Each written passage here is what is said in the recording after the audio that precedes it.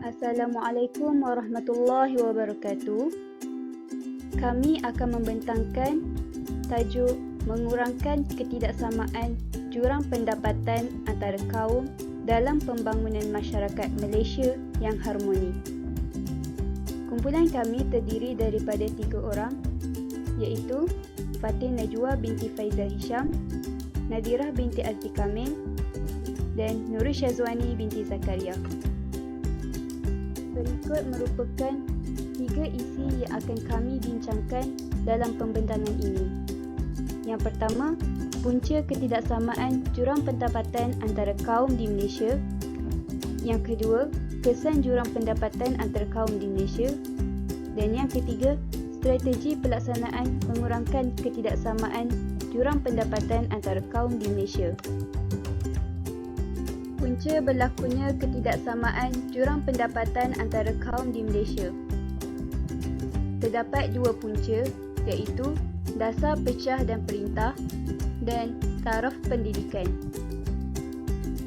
Masalah perbezaan jurang pendapatan antara kaum di Malaysia telah lama berlaku, iaitu sejak sebelum merdeka lagi.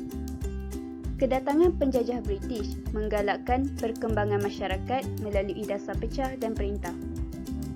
Pihak British telah menggalakkan kedatangan tenaga buruh dari negara lain, iaitu masyarakat Cina dari negara Cina dan masyarakat India dari negara India untuk kepentingan ekonomi penjajah, terutama dalam sektor perlumbungan biji timah, perdagangan dan perladangan. Pihak British telah mentadbir penduduk bumi putera, iaitu Melayu, dan imigran, iaitu bukan Melayu, secara berasingan, di mana penduduk bumi putera tidak diberi peluang dalam perkembangan ekonomi ekspor. Sebaliknya, keutamaan diberikan kepada golongan imigran. Golongan imigran diberi kemudahan untuk terlibat dalam perkembangan perusahaan biji timah, getah dan aktiviti perniagaan. Hal ini menyebabkan bukan Melayu dapat melibatkan diri dalam kegiatan ekonomi, manakala Melayu kekal di luar bandar. Walaupun ekonomi di tanah Melayu berkembang pesat, British tetap membiarkan orang Melayu kekal dalam kegiatan pertanian bercorakkan tradisional tanpa diberi peluang untuk diserapkan dalam ekonomi moden. Dasar inilah yang menjadi punca orang Melayu terpisah dari ekonomi moden dan kekal menjalankan ekonomi tradisional. Bukan sahaja dalam bidang ekonomi, malah kaum bumi putera juga tidak diberi peluang dalam bidang sosial dan politik. Tujuan pihak British melaksanakan dasar pecah dan perintah adalah untuk melemahkan bumi putera dan pada masa yang sama memberikan keutamaan kepada kaum imigran dan sekaligus memisahkan mereka daripada penduduk bumi putera. Selain itu, ia juga dilakukan untuk memudahkan kawalan ke atas imigran tersebut dan pada masa yang sama menyekat sebarang usaha penyatuan yang membawa risiko penentangan terhadap penjajahan British. Pihak British juga melaksanakan dasar pecah dan perintah atas tujuan mengekalkan penduduk peribumi di kampung-kampung serta mengekalkan aktiviti pertanian orang Melayu bagi memastikan bekalan makanan penduduk tanah Melayu tidak terjejas. Jadi, tindakan membawa masuk pekerja asing adalah bagi mengelakkan penduduk peribumi meninggalkan aktiviti pertanian. Pihak British telah mengasingkan ketiga-tiga kaum iaitu Cina, Melayu dan India ke sosioekonomi yang berbeza, di mana setiap jenis ekonomi yang akan dijalankan oleh ketiga-tiga masyarakat tersebut adalah berbeza tempatnya. Masyarakat Cina ditempatkan di bandar dan lombong bagi menjalankan aktiviti perniagaan dan perlumbungan. Masyarakat Melayu ditempatkan di kawasan luar bandar atau pedalaman untuk menguruskan sektor pertanian tradisional. Dan masyarakat India ditempatkan di estet untuk mengerjakan ladang-ladang British. Pertempatan dan kawasan tumpuan mereka yang berbeza menyebabkan tiada interaksi yang wujud antara ketiga kaum ini. Maka, jurang perbezaan antara kaum pembangunan bandar dan luar bandar bertambah besar. Punca yang kedua adalah taraf pendidikan. Semasa zaman pemerintahan British, mereka telah melaksanakan sistem pendidikan yang berteraskan pendidikan Inggeris, di mana sekolah-sekolah aliran Inggeris ini mengajar mata pelajaran dalam bahasa Inggeris. Hal ini demikian memberi cabaran dan halangan kepada bangsa Melayu kerana majoriti masyarakat Melayu tidak mahir dalam menggunakan bahasa Inggeris. Pihak British sengaja menyekat kemasukan masyarakat Melayu untuk belajar di sekolah Inggeris kerana bimbang kedudukan pihak Inggeris tergugat. Hanya pelajar-pelajar Melayu yang terdiri daripada golongan atasan sahaja dibenarkan untuk belajar di sekolah Inggeris. Sistem pendidikan ketika ini merupakan warisan budaya pendidikan zaman pemerintahan Inggeris. Oleh itu, pihak British telah mewujudkan sekolah vernacular Melayu, sekolah vernacular Cina dan sekolah vernacular Tamil. Kewujudan sekolah-sekolah vernacular telah menyebabkan masyarakat Melayu, Cina dan India terpisah mengikut sistem persekolahan masing-masing. Namun, British tidak memainkan peranan dengan adil terhadap semua bangsa. Pihak British telah memberikan keistimewaan dan layanan lebih kepada masyarakat Cina, iaitu dengan menetapkan pendidikan sekolah vernacular Cina melalui sekolah rendah selama 6 tahun, junior middle 3 tahun dan senior middle 3 tahun. Manakala sekolah vernacular Melayu dan India hanya terhad untuk sekolah rendah sahaja. Selepas merdeka, terdapat beberapa usaha yang dilakukan untuk mengukuhkan semula sistem pendidikan di Malaysia. Namun, pelbagai masalah yang berlaku menyebabkan sistem pendidikan di Malaysia masih lagi mencapai tahap normal. Antara isu dan masalah yang berlaku ialah sistem persekolahan pelbagai aliran dan pengajaran pendidikan sains dan matematik dalam bahasa Inggeris. Sistem persekolahan pelbagai aliran. Malaysia masih mengekalkan kesinambungan sistem persekolahan lama dengan mengekalkan sekolah kebangsaan, sekolah jenis kebangsaan Cina dan sekolah jenis kebangsaan India. Cadangan untuk mewujudkan hanya satu sistem sekolah saja telah diutarakan oleh bekas Perdana Menteri iaitu Datuk Seri Najib Tun Razak. Namun, masyarakat Malaysia masih belum bersetuju dengan idea untuk menggunakan satu sistem sekolah saja.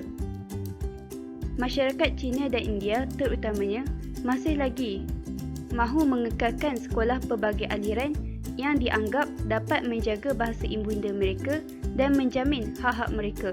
Berdasarkan penggunaan sistem yang terdahulu, dapat dilihat bahawa di sekolah-sekolah jenis kebangsaan Cina dan India, bilangan murid-murid Melayu terlalu sedikit jika dibandingkan dengan sekolah kebangsaan. Keadaan ini berpunca daripada masalah penggunaan bahasa yang digunakan oleh ketiga-tiga masyarakat berkenaan, iaitu bahasa Melayu, Cina dan Tamil. Pengajaran pendidikan sains dan matematik dalam bahasa Inggeris. Semasa era pemerintahan Tun Dr. Mahathir Mohamad, suatu dasar baru pendidikan diperkenalkan, iaitu pengajaran pendidikan sains dan matematik dalam bahasa Inggeris atau boleh disebut sebagai PPSMI. Dasar ini bertujuan untuk memperkukuhkan penguasaan bahasa Inggeris dalam kalangan masyarakat Malaysia. Namun, mendapat tentangan daripada masyarakat Melayu terutamanya. Antara sebab dasar ini dibantah dari banyak pihak ialah: yang pertama, bertentangan dengan Perlembagaan Perkara 152, iaitu memartabatkan bahasa Melayu. Memartabatkan bahasa Melayu bermaksud meletakkan bahasa Melayu pada tempat yang sepatutnya atau sesuai dengan kedudukannya sebagai bahasa kebangsaan. Bahasa Melayu telah mencapai kedudukan yang tinggi sebagai bahasa moden, iaitu sebagai bahasa ilmiah, bahasa kebudayaan dan bahasa kesusasteraan yang bermutu tinggi. Sekiranya menggunakan bahasa Inggeris dalam pengajaran pendidikan, maka kedudukan bahasa Melayu akan terjejas. Yang kedua, prestasi pelajar-pelajar Melayu terutamanya merosot dalam subjek sains dan matematik. Para pelajar masih lemah dan belum bersedia untuk mengikuti pengajaran dan pembelajaran sains dan matematik dalam bahasa Inggeris. Tambahan pula, tahap kesediaan dan minat serta keyakinan para pelajar masih berada pada tahap yang sederhana. Seterusnya, kurangnya guru yang terlatih. Kajian mendapati bahawa guru yang berada pada peringkat cemerlang dan baik adalah sekitar 25% sahaja. Menurut Kementerian Pendidikan Malaysia, hanya sebahagian kecil guru sahaja yang dapat mengajar sains dan matematik sepenuhnya dalam bahasa Inggeris, manakala sebahagian guru lagi masih mengekalkan penggunaan dua bahasa, iaitu bahasa Melayu dan bahasa Inggeris dalam proses pengajaran dan pembelajaran. Dan yang terakhir, tentangan daripada pejuang-pejuang bahasa Melayu, para cendekiawan, tokoh akademik, ahli politik dan NGO yang memperjuangkan bahasa Melayu sebagai bahasa rasmi. Oleh itu, Menteri Pelajaran Malaysia mengumumkan bahawa PPSMI akan dimansuhkan sepenuhnya pada 2012 disebabkan timbulnya masalah-masalah ini. Namun, dasar PPSMI ini tidak dihentikan serta-merta, malah dilakukan secara berperingkat-peringkat. Saya, Nurul Syazoni binti Zakaria, akan menerangkan tentang kesan ketidaksamaan jurang pendapatan antara kaum di Malaysia. Pertama, peningkatan hutang isi rumah. Peningkatan hutang isi rumah sebenarnya berlaku pada setiap tahun sehingga mendatangkan kesan jurang pendapatan antara kaum lebih-lebih lagi di Malaysia. Hutang isi rumah terbahagi kepada 3 jenis, iaitu pinjaman jual beli rumah, hutang kad kredit, pinjaman kenderaan, perabot dan pelajaran. Selain itu, ia juga mendatangkan kesan sampingan sama ada dari sudut positif maupun dari sudut negatif. Pada sudut positif, ia dapat membantu pertumbuhan ataupun pembangunan ekonomi dan mengurangkan krisis ekonomi. Pada kesan negatif pula adalah ia akan mengakibatkan kemerosotan ekonomi yang sangat-sangat teruk.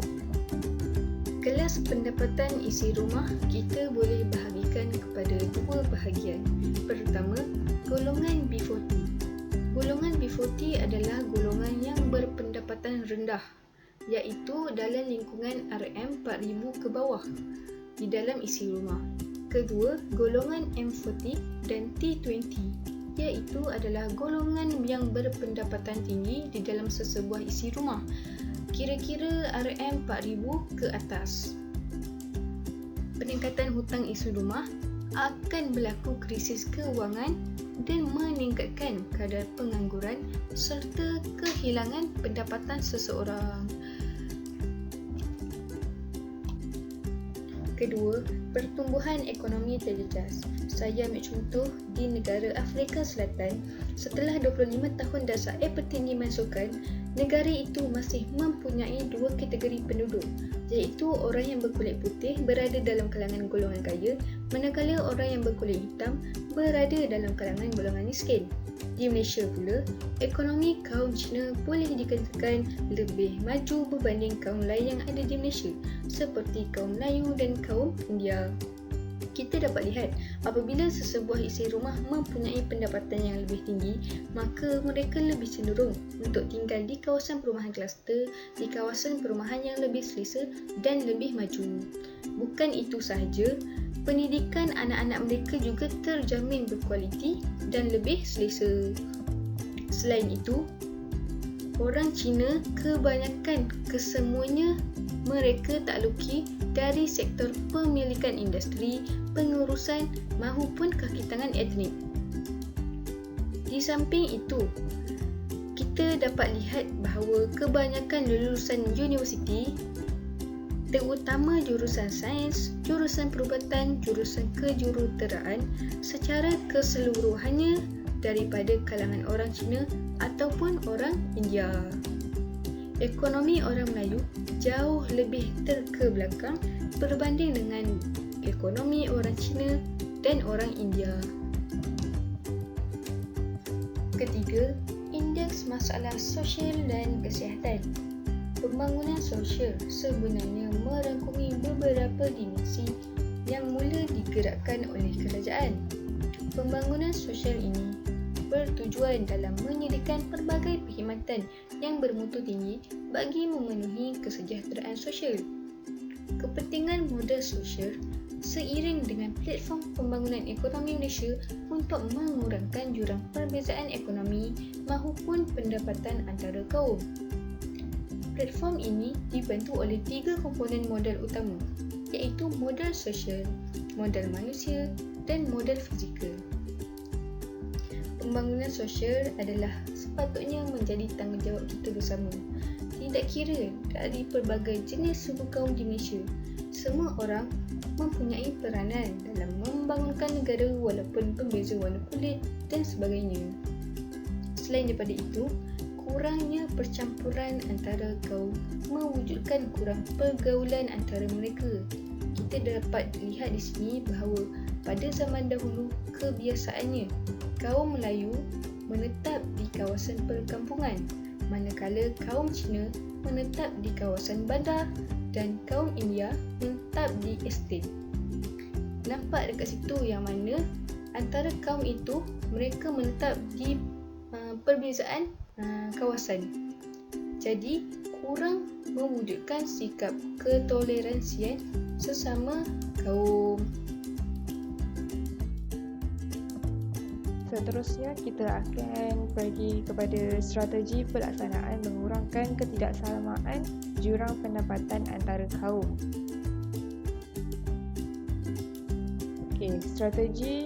Antara strategi yang kerajaan wujudkan ialah Dasar Ekonomi Baru, Wawasan Kemakmuran 2030 dan Belanjawan 2020. Kita tengok yang pertama, Dasar Ekonomi Baru, iaitu Dasar Ekonomi Baru ni ialah kerajaan telah membina satu pendekatan baru dalam rancangan pembangunan negara yang melibatkan program 20 tahun. Dasar Ekonomi Baru ni untuk mewujudkan perpaduan negara dengan mengurangkan perbezaan ekonomi, sosial, kebudayaan dan penempatan antara kaum dan seluruh rakyat Malaysia. Menerusi Dasar Ekonomi Baru, mereka telah gunakan strategi serampang dua mata, iaitu untuk mengurangkan dan seterusnya membasmi kemiskinan dengan memperbanyakkan peluang-peluang pekerjaan kepada semua rakyat tanpa mengira kaum. Yang kedua, penyusunan semula masyarakat untuk mengurangkan dan seterusnya menghapuskan pengenalan kaum mengikut fungsi-fungsi ekonomi. Jadi serampang dua mata ni ada dua, iaitu untuk mengurangkan kemiskinan dan penyusunan semula masyarakat. Tengok yang pertama, membasmi kemiskinan. Macam mana yang kita tahu, kemiskinan ni merupakan penyebab utama yang menimbulkan perasaan tak puas hati dalam hati rakyat Malaysia. Sebab kita sendiri tahu kemiskinan ni kita boleh tengok sendiri, golongan yang berpendapatan rendah selalunya daripada dulu ialah golongan kaum Melayu. Jadi disebabkan faktor kemiskinan ni, ia boleh menggugat perpaduan negara kerana masalah kemiskinan mengikut kaum dengan kadar kemiskinan paling tinggi adalah kaum Melayu, ya. Dan untuk membasmi kemiskinan ni, kerajaan telah mewujudkan peluang pekerjaan untuk semua golongan rakyat yang menganggur, menambah daya pengeluaran dan pendapatan. Seterusnya memberi peluang perpindahan orang yang bekerja di sektor yang rendah daya pengeluarannya kepada sektor yang lebih lumayan. Mengurangkan jurang pendapatan antara kaum, antara kawasan bandar dan luar bandar, antara wilayah. Seterusnya memodelkan kehidupan di luar bandar. Macam mana memodelkan kehidupan di luar bandar ni? Contohnya macam kita membina lebih banyak sektor-sektor pekerjaan dekat kawasan kampung. Macam kita sediakan kita membina lebih banyak usahawan yang dapat menjalankan perniagaan di kampung. Jadi bila kita wujudkan lagi banyak usahawan, lagi banyak pekerjaan yang akan timbul. Jadi orang ramai dapat bekerja dan seterusnya akan dapat membasmi kemiskinan orang-orang di luar bandar. Seterusnya mewujudkan kumpulan perusahaan dan perdagangan bumi putera, iaitu kita lebihkan kepada orang Melayu untuk terus berniaga dan berdagang dalam Malaysia dan mengadakan suasana pekerjaan yang mencerminkan komposisi kaum di Malaysia, tak resis, dan memperbaiki taraf dan kualiti hidup rakyat melalui pelajaran, latihan, kesihatan, kemudahan dan infrastruktur. Maksudnya kita nak bagi untuk membasmi kemiskinan ni, kita akan naikkan kualiti hidup rakyat dulu. Kita bagi dia pelajaran, latihan, kesihatan dan kemudahan infrastruktur yang sangat baik untuk diorang. Sebab kalau kita tak sediakan semua tu, macam mana kita nak tingkatkan, kita nak kurangkan jurang pendapatan antara kaum dekat negara kita. Ekonomi yang kedua ialah penyusunan semula masyarakat, di mana dulu kerajaan ada satu hasrat, iaitu pada tahun 1990 pemilikan saham ataupun ekonomi Malaysia akan melambangkan komposisi kepentingan kaum, di mana maksudnya pemilikan saham ni akan melibatkan semua rakyat di Malaysia, tak kira Bumiputera ataupun bukan Bumiputera, sebab kita nak seimbangkan semula kaum dalam Malaysia. Maksud kita tak pilihlah mana satu yang lagi banyak, mana satu yang dapat sikit. Jadi penyertaan Bumiputera sebanyak 30%, Bumiputera sebanyak 40%, dan 30% lebih tu terdiri daripada pelabur-pelabur luar negeri untuk pemilikan saham di Malaysia. Jadi untuk penyusunan semula masyarakat, antara cadangan yang diusulkan ialah meninggikan daya pengeluaran dan taraf kehidupan golongan miskin melalui proses memodernkan kawasan luar bandar, mengurangkan keadaan yang tidak seimbang dalam struktur tenaga yang terdapat sekarang ni dengan cara progresif dan menerusi pertumbuhan ekonomi seluruhnya, supaya pada tahun 1990 kedudukan tenaga buruh mencerminkan bilangan kaum. Seterusnya menambahkan dengan cepat bahagian rakyat Malaysia dalam pemilikan modal, dalam stok syarikat dan pertumbuhan ekonomi. Seterusnya membentuk sebuah masyarakat perdagangan dan perindustrian di kalangan orang Melayu dan kaum Bumiputera supaya dapat membentuk dan memiliki 30% ekonomi dalam tahun 1990, dan menubuhkan beberapa agensi seperti MARA, Bank Pembangunan, Bank Bumiputera Amanah Saham Nasional. Terakhir sekali, memajukan negeri dan kawasan yang dianggap mundur melalui pembangunan wilayah baru seperti Dara, Kesedar, Kejora. Okey, kita pergi kepada Belanjawan 2020. Belanjawan 2020 yang dibentangkan pada bulan Oktober 2019 hari itu, yang bertemakan memacu pertumbuhan dan keberhasilan saksama ke arah kemakmuran bersama. Tema ni dibuat dengan menunjangkan 4 teras utama, iaitu memacu pertumbuhan ekonomi dalam ekonomi baharu dan era digital, pelaburan ke atas rakyat iaitu meningkatkan keupayaan modal insan, mewujudkan masyarakat yang bersatu, inklusif dan saksama, dan yang keempat ialah memulihkan institusi dan kewangan awam. Belanjawan 2020 ni ialah untuk mewujudkan usaha untuk mengurangkan jurang ketidaksamaan antara golongan kaya dengan golongan miskin, antara kaum dan juga antara penduduk bandar dengan penduduk desa. Selain itu mencadangkan peningkatan upah minimum kepada 1,200 sebulan di bandar utama, dan di tempat lain kekal 1,100 sebulan. Kenapa dia lebihkan di bandar utama? Sebab dekat bandar utama, seperti yang kita tahu, taraf hidup semakin meningkat, terutama macam dekat KL, dekat bandar-bandar lah, dekat Shah Alam pun kita nampak taraf hidup meningkat. Manakala sebab tempat itu membangun dengan pesat. Kalau kita tengok dekat yang luar bandar, kat kampung-kampung, itu tak pesat sangat dia punya kedudukan dekat sana. Jadi sebab itu kerajaan meningkatkan upah minimum dekat bandar sahaja. Sebab dekat bandar guna lagi banyak duit berbanding dekat luar bandar. Seterusnya, menyediakan peluang pekerjaan dan yang lebih luas, kerajaan memperuntukkan 445 juta untuk menyokong pembangunan usahawan Bumiputera. Seterusnya, kerajaan memperuntukkan 4.9 bilion dan 150 juta untuk membantu petani, nelayan dan pekebun kecil bagi mengurangkan jurang ketidaksamaan. Kenapa? Sebab petani, nelayan dan pekebun kecil ni merupakan antara sektor-sektor yang sangat membantu dalam ekonomi kita, dan mereka ni bukanlah hidup di bandar tetapi mereka hidup di luar bandar. Kerana itu, kerajaan membutuhkan sangat banyak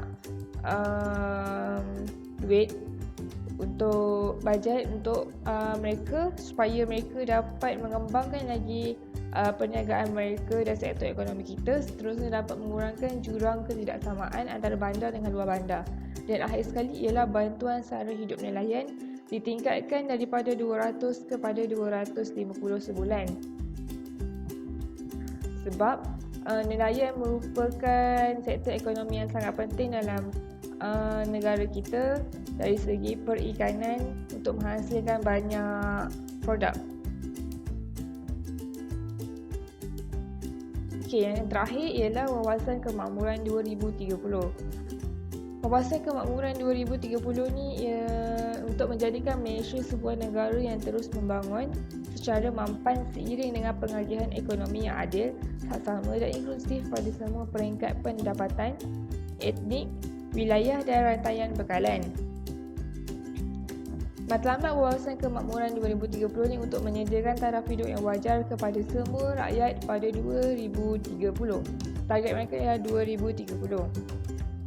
Jadi, objektif Wawasan Kemakmuran 2030 ni ialah untuk pembangunan semua rakyat, seterusnya untuk menangani jurang kekayaan dan pendapatan, dan akhir sekali semestinya untuk menjadikan negara Malaysia negara yang bersatu, makmur dan bermaruah.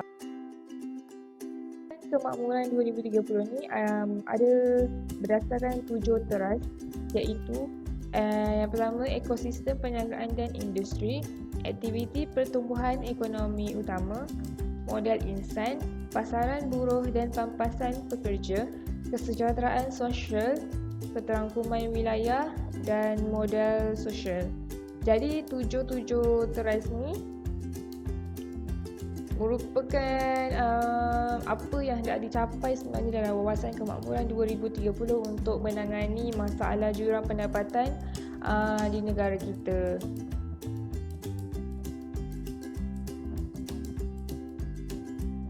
Kesimpulannya, pihak kerajaan memainkan peranan penting dalam menangani masalah ketidaksamaan jurang pendapatan antara kaum dalam pembangunan masyarakat di Malaysia. Masyarakat juga perlu bersatu padu dalam menjayakan strategi yang telah dirancang oleh pihak kerajaan tanpa meminggirkan mana-mana kaum atau kumpulan masyarakat. Seterusnya, semua pihak mempunyai peranan tertentu dalam memacu ke arah kecemerlangan di Malaysia, baik dari segi pendidikan, ekonomi maupun politik, serta menjayakan impian negara sebagai negara maju menjelang 2025. Okey, itu sahaja daripada kumpulan kami. Syukran jazilan. Terima kasih kerana mendengar.